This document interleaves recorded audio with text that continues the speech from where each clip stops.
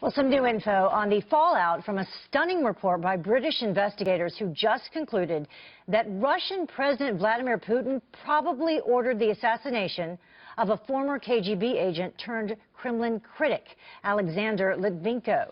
He was poisoned nearly 10 years ago in London after drinking tea laced with a deadly toxin. And on his deathbed, Litvinenko accused Putin of his murder, of ordering it anyway. Joining us now, Christopher Swift, Georgetown University National Security Studies adjunct professor. Thank you for joining us today. Good to see you, Heather. First of all, can you fill us in, give us a little bit more background on this case and why Litvinenko would have been a target to begin with? Sure. Well, Alexander Litvinenko is a former FSB agent. The FSB is the successor to the KGB.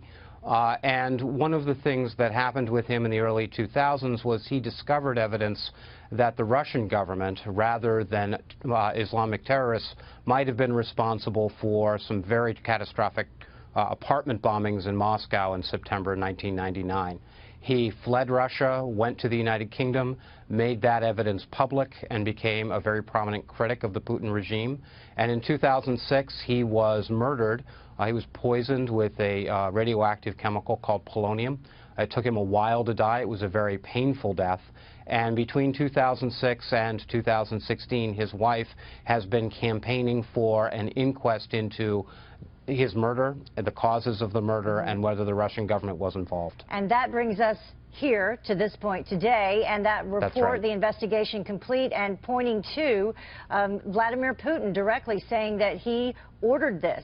What will this decision mean in terms of relations between British and Russian relations?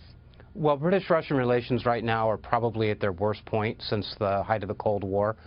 You see Russian warplanes very close to British territory. There's a lot of controversy over the war in Ukraine, the annexation of Crimea, and Russian support for the Assad regime in Syria. So things are already bad. But one of the things that's important to remember here is that this is an independent inquest. It's an independent investigation led by a former judge. It has the backing and resources of the government, but it's not necessarily government policy. And one of the things that will come out in the course of this discussion is whether the Cameron government endorses the findings of this independent inquest or whether they're going to try to put it under the rug. It'll be interesting to see that because the human rights and issues here are very strong, but the diplomatic implications could be quite severe as well. I was going to ask you that next. I would want to say, though, that Russia has responded. They're saying that there was one goal from the beginning, and that was to slander Russia and slander its officials. And you just touched on this. In terms of other countries around the world, how will this impact relations? Well, it's hard to know. Look, people's relationships with the Putin regime, or government's relationships with the Putin regime, tend to be very pragmatic. We see this in the United States with the Obama and the Bush administrations. When our interests temporarily align, we tend to collaborate with Putin and his regime. When our interests are opposed, we tend to resist or fight them even.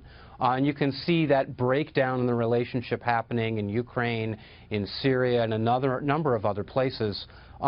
Look, Russia always defends its interests, and the United States, the United Kingdom, and their allies should also have a good understanding of their interests and know when to collaborate with Russia and know when they need to push back.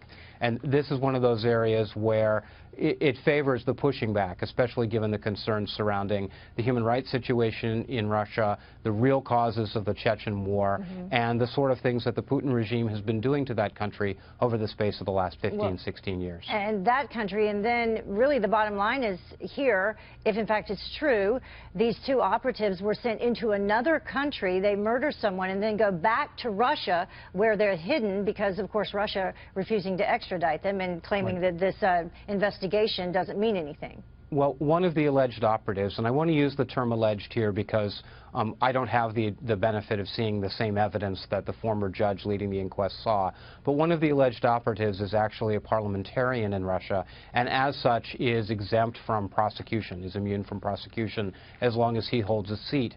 One of the other things that's worth noting here is that the report, the inquest report, also points the finger at the former head of the KGB, who is now the secretary or the chairman of President Putin's National Security Council, one of his closest advisors on all things relating to foreign affairs, domestic security, and intelligence. All right, and I ran out of time here, but I was going to ask you about some other individuals who have questioned Russia as well and have come to their demise under questionable circumstances as well. That's right. Thank you very much for joining us today. We appreciate your insight, Christopher. Thanks. Good to be with you.